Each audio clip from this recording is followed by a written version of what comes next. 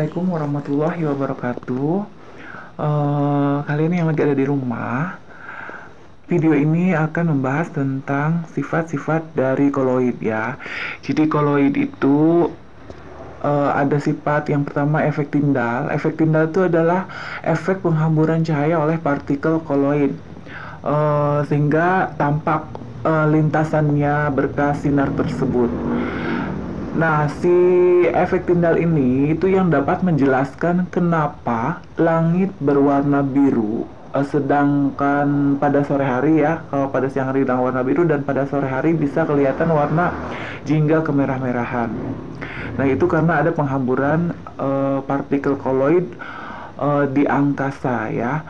Nah, kemudian ini ada simulasinya nih ketika larutan diberikan seberkas sinar, nah itu akan diteruskan.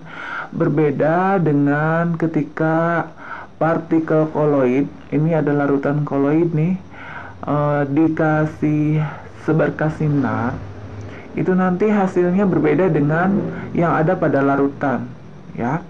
Jadi untuk si partikel koloid, kalau yang tadi larutan itu dia diteruskan, kalau untuk koloidnya sendiri itu dia dihamburkan. Jadi terlihat ya penghamburan penghamburan cahaya oleh partikel koloidnya.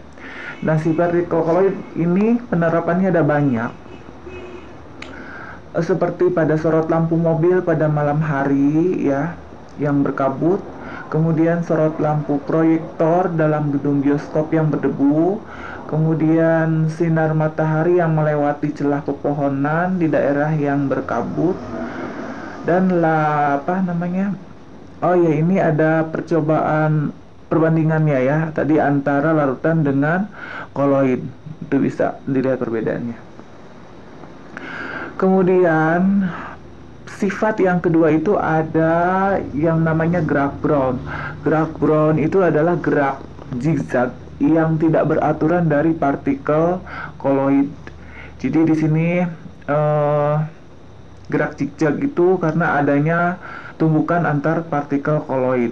Nah, penerapan dari gerak zigzag ini itu ada gerak zigzag pada serbuk sari, kemudian ada juga pada partikel susu yang sukar mengendap. Jadi ini sebetulnya yang menyebabkan dia sifatnya lebih stabil ya, lebih stabil.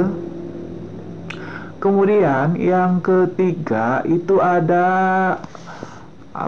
elektroforesis. Elektroforesis itu adalah gerakan partikel koloid karena pengaruh medan listrik.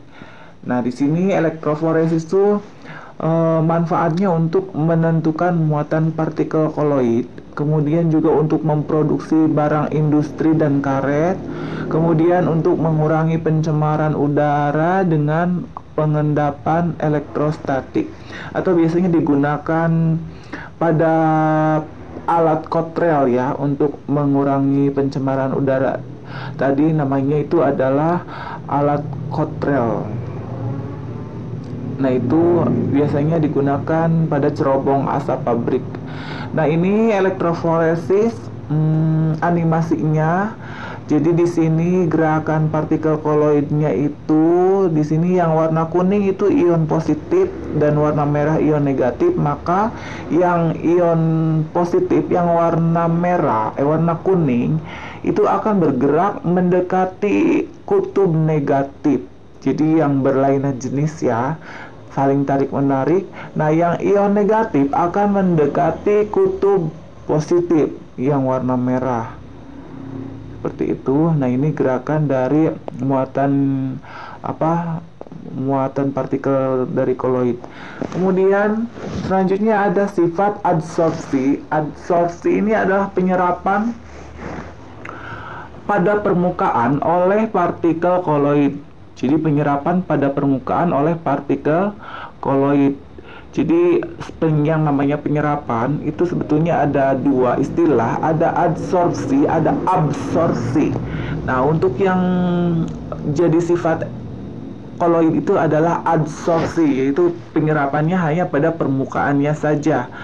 Sedangkan untuk absorpsi itu adalah penyerapan pada semua bidang, semua bidang, pada semua bidang, bukan hanya di permukaannya saja. Nah, ini animasinya di sini untuk sifat adsorpsi ya. Jadi penyerapannya hanya ada pada permukaan, itu karena adanya partikel koloid yang bermuatan. Seperti itu. Nah, koagulasi ini, adsorpsi ini itu ada banyak penerapannya. Digunakan pada penggunaan norit untuk mengobati sakit perut, kemudian pada pewarnaan kain, pada pemutihan gula oleh arang tulang, kemudian proses menghilangkan bau badan juga, dan pada penjernihan air. Nah, ini untuk adsorpsi. Nah, yang selanjutnya ada koagulasi. Ini adalah penggumpalan partikel koloid sehingga membentuk endapan karena kerusakan stabilitas sistem koloid.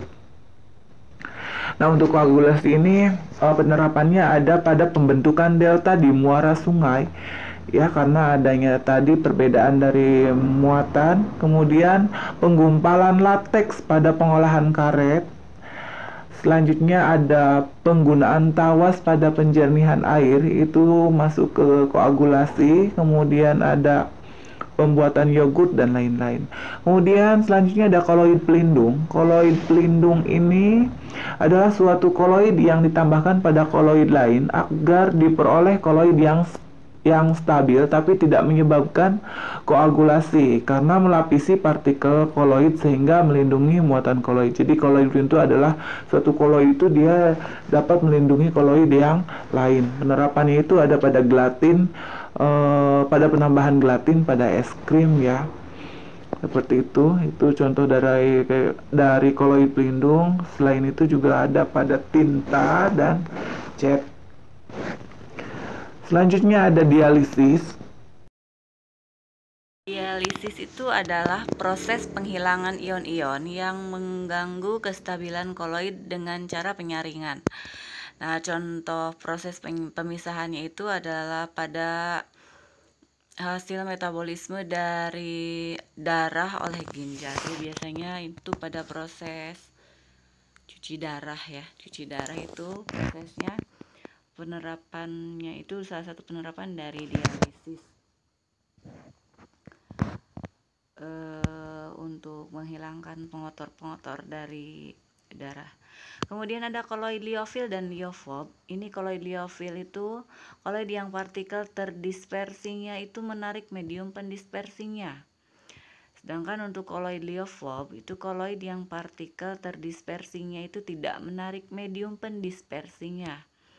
Nah, jika medium pendispersinya itu berupa air, maka disebut sebagai koloid hidrofil dan koloid hidrofob.